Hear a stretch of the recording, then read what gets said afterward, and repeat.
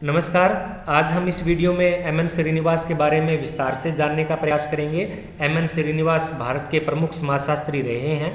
इन्होंने अनेक प्रकार की अवधारणाएं प्रस्तुत की।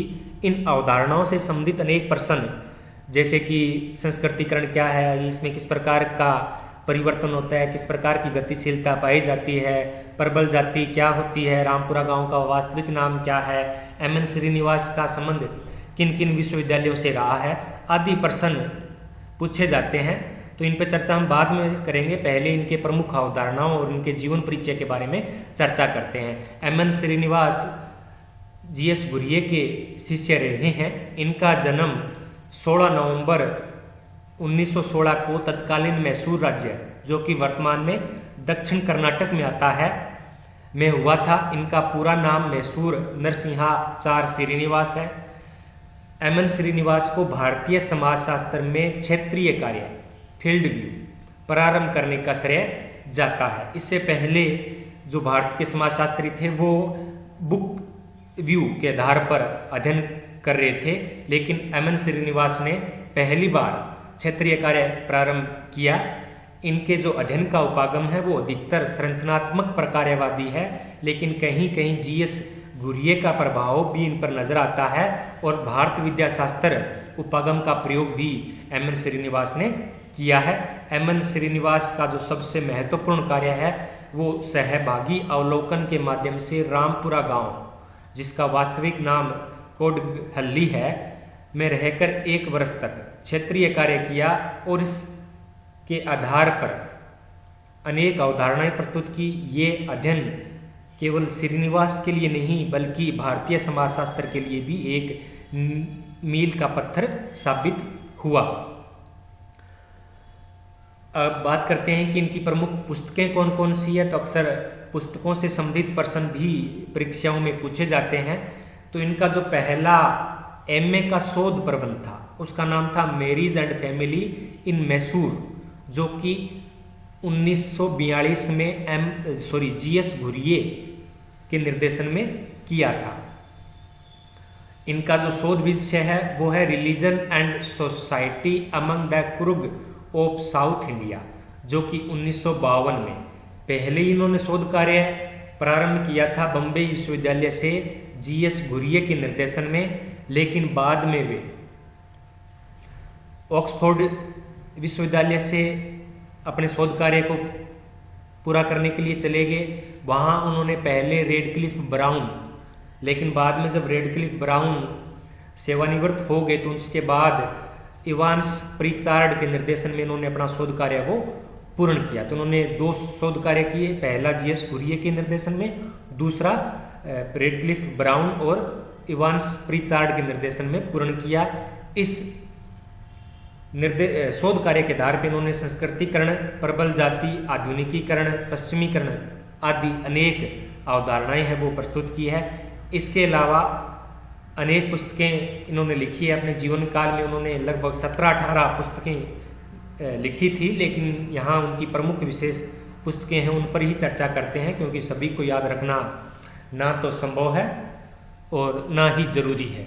तो प्रमुख पुस्तकों की बात करें तो उनमें तीसरी पुस्तक इनकी है वो है contributions to Indian sociology, India's villages 1955 में विलेज के आधार पर 3 पुस्तकें आई थी, उनमें से एम एन श्रीनिवास की पुस्तक भी एक थी।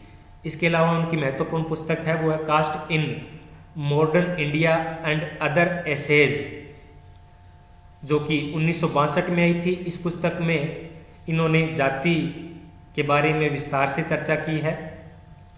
इन्होंने जाति की एकता पर बल दिया है। उन्होंने कहा है कि धर्म के आधार पे या जाति के आधार पे देखें तो 2 प्रकार की एकता पाई जाती है, एक लंबवत और एक क्षैतिज।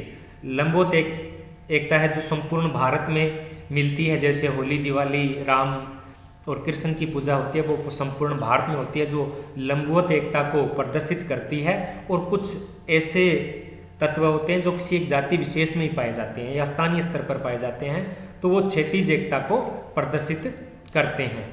इसके अलावा एम एन श्रीनिवास की पुस्तकें हैं, उनमें से प्रमुख पुस्तक है वह है सोशल चेंज इन मॉडर्न इंडिया, इन्होंने जाति में हो रहे परिवर्तनों के बारे में लिखा है। रिमेम्बर्ड विलेज, यादों से रचा गांव, जो कि 1976 में लिखी गई पुस्तक है। इस पुस्तक की जो मूल प्रतियां थी या जो तथ्य थे वो किसी दुर्घटना के कारण जल गए थे, तो बाद में इन्होंने जो इस पुस्तक को लिखा है वो यादों के आधार पर लिखा है, इसलिए इस पुस्तक का नाम है वो रिमेम्बर्ड विलेज दिया गया है। यह एक उपन्यास शैली में लिखा गया एक बहुत ही अच्छा कार्य है। इसके अलावा इन्होंने nation building in independent India में लिखा है। इन्होंने भारत में राष्ट्र निर्माण की प्रक्रियाओं पर चर्चा की है। इसके अलावा dimensions of social change in India, caste its 70th century अवतार, ये इनकी प्रमुख पुस्तकें हैं। अब इनकी बात करते हैं प्रमुख अवधारणाओं पर। तो अवधारणाओं में सबसे जो महत्वपूर्ण अवधारणा है वो संस्कृतिकरण की अवधारणा है। संस्कृतिकरण पर एक अलग से वीडियो बनाया गया है जिसका लिंक है वो डिस्क्रिप्शन में दिया हुआ है, तो आप वहाँ जाकर इसके बारे में विस्तार से देख सकते हैं। लेकिन फिर भी बड़े बड़े संस्कृतिकरण क्या है इस पर हम चर्चा यहाँ कर लेते हैं। तो संस्कृतिकरण की परिभाषा देते हुए एमएन श्रीनिवास ने लिखा है कि यह एक ऐसी प्रक्रिया है जिसमें कोई निम्न हिंदू जाति है या जनजाति या कोई अन्य समूह है अपने से उच्च जाति, प्राय द्विज बोलते हैं ब्राह्मण, क्षत्रिय और वैश्य संयुक्त रूप से। द्विज का अर्थ होता है दोबारा जन्म लेना। तो निम्न जाति है वो अपने से उच्च जाति की दिशा में अपने सांस्कृतिक कर्मकांडों को, प्रथाओं को बदलता है और मांग करती है कि उसकी स्थिति है वो उच्च हो गई है और प्राय वो स्वीकार कर लिया जाता है। तो ये इन्होंने संस्कृतिकरण की परिभाषा दी थी। इस पर कई वाद विवाद हुए हैं, आलोचनाएं भी हुई है। इस अवधारणा को पहले उन्होंने ब्राह्मणीकरण का नाम दिया था। उन्होंने पहले देखा कि केवल निम्न जाति है वो ब्राह्मणों का अनुसरण कर रही है, बाद में देखा कि केवल ब्राह्मणों का अनुसरण नहीं किया जा रहा, अन्य जातियों का भी अनुसरण किया जा रहा है। तो बाद में इसका नाम है वो संस्कृतिकरण दिया गया।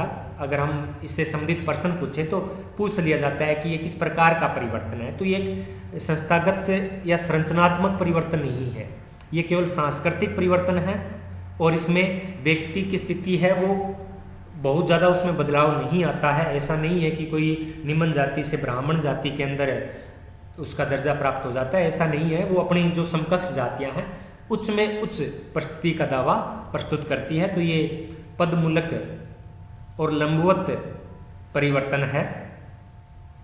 संस्कृतिकरण के कई प्रारूप है, इसमें ब्राह्मण का अनुसरण है, प्रबल जातियों का अनुसरण है या अपने आसपास की जो अन्य जातियां उनका अनुसरण है। इसमें प्राय द्विज ब्राह्मण, क्षत्रिय और वैश्य समुदायों का अनुकरण किया जाता है और संस्कृतिकरण का संबंध है वो किसी एक व्यक्ति या कुछ परिवारों से नहीं है बल्कि एक संपूर्ण समूह से है उस क्षेत्र के रहने वाले, और ये प्रक्रिया वो निरंतर चलती रहती है। दूसरी इनकी प्रमुख अवधारणा है वो पश्चिमीकरण है। पश्चिमीकरण को एमएन श्रीनिवास औपनिवेशिक शासन की देन मानते हैं। लगभग 150 वर्षों तक 18वीं और 19वीं शताब्दी में अंग्रेजों ने जो राज भारत पर किया उसके परिणाम स्वरूप भारतीय समाज में जो परिवर्तन हुए उनको एमएन श्रीनिवास ने पश्चिमीकरण कहा है। एक बार परीक्षा में पूछा गया था कि लगभग कितने वर्षों का जिक्र एमएन श्रीनिवास ने किया है, तो 150 वर्षों का जिक्र किया है। यह भी एक सांस्कृतिक परिवर्तन की प्रक्रिया है और ये नैतिक रूप से तटस्थ है।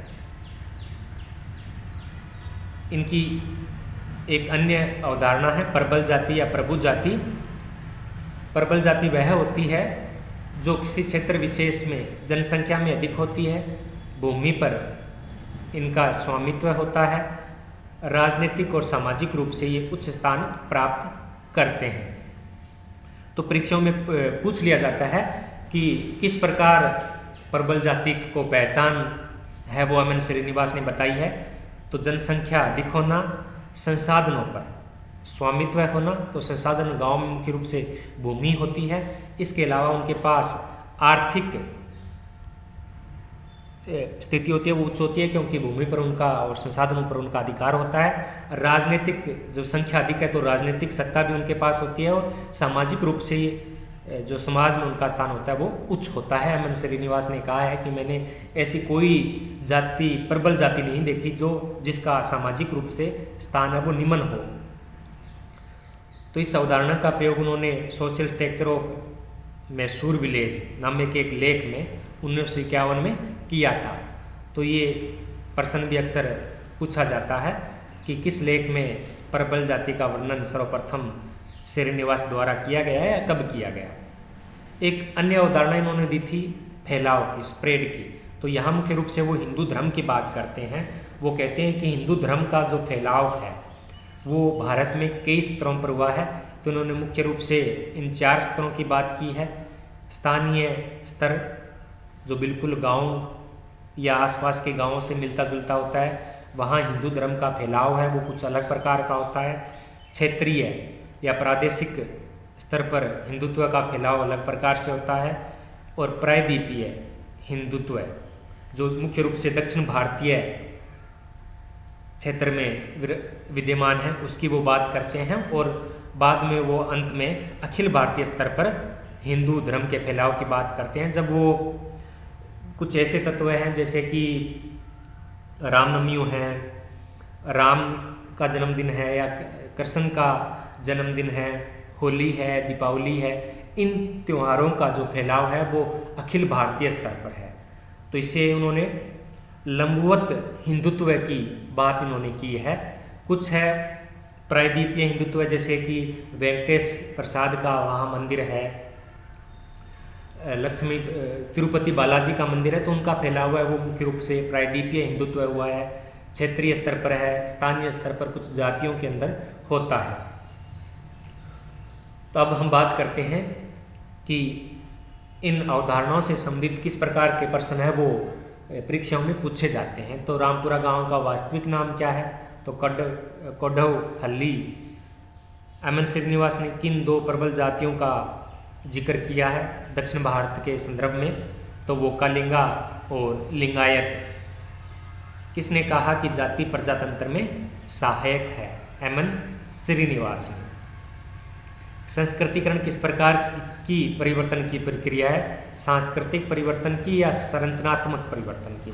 तो आंसर होगा सांस्कृतिक परिवर्तन की। एम एन श्रीनिवास का संबंध किन किन विश्वविद्यालयों से रहा है? तो अगर हम बात करें तो स्टडी के दौरान उनका संबंध है वो बॉम्बे विश्वविद्यालय से और बाद में ऑक्सफोर्ड विश्वविद्यालय से रहा है। लेकिन बाद में जब अध्यापन की बात करते हैं तो उन्होंने पहले बड़ौदा विश्वविद्यालय में समाजशास्त्र विभाग की स्थापना की और बाद में दिल्ली विश्वविद्यालय से संबंधित दिल्ली स्कूल ऑफ इकोनॉमिक्स में समाजशास्त्र विभाग की स्थापना है वो की। संस्कृतिकरण में किस प्रकार की गतिशीलता पाई जाती है? लंबवत या ऊर्ध्वगामी गतिशीलता। प्रबल जाति के प्रमुख आधार कौन कौन से? तो अधिक जनसंख्या, संसाधनों पर अधिकार जिसमें आर्थिक अधिकारों की और भूमि पर अधिकार की बात की जा रही है, सामाजिक और राजनीतिक प्रभुत्व है। एम एन श्रीनिवास का मानना था कि कोई निम्न जाति है वो प्रबल जाति नहीं हो सकती, लेकिन बिहार के अंदर भूमिहार जाति है वो वहाँ की प्रबल जाति है और उसका जातीय संस्करण में स्थान है वो निम्न है। लेकिन एम एन श्रीनिवास ने इसका जिक्र नहीं किया। उन्होंने कहा कि मैंने कोई भी निम्न जाति को प्रबल जाति के रूप में नहीं देखा। किसने प्रबल जाति सिद्धांत की आलोचना की है? तो एस.सी. दुबे ने प्रबल जाति सिद्धांत की आलोचना की और उन्होंने कहा है कि कोई प्रबल जाति नहीं हो सकती, कुछ प्रबल परिवार या कुछ प्रबल व्यक्ति हो सकता है। तो प्रबल व्यक्ति की अवधारणा है वो एस.सी. दुबे ने दी थी और राय बर्मन ने भी एम एन श्रीनिवास के प्रबल जाति के सिद्धांत की आलोचना की और प्रबल समुदाय की चर्चा उन्होंने की है। आधुनिकीकरण किस प्रकार की अवधारणा है?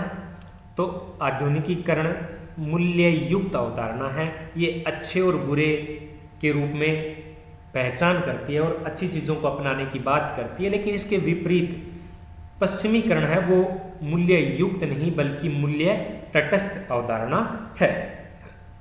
इनके अलावा कई पुस्तकें एम एन श्रीनिवास की ओर थी।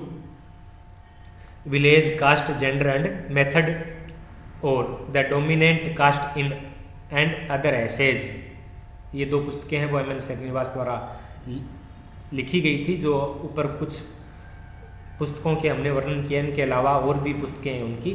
यादों से रचा गांव है वो किस शैली में लिखा गया है, तो उपन्यास शैली में लिखा गया है। श्रीनिवास ने जाति आधारित कितने प्रकार की एकता बताई, तो उन्होंने 2 प्रकार की एकता बताई, लंबवत और क्षैतिज एकता।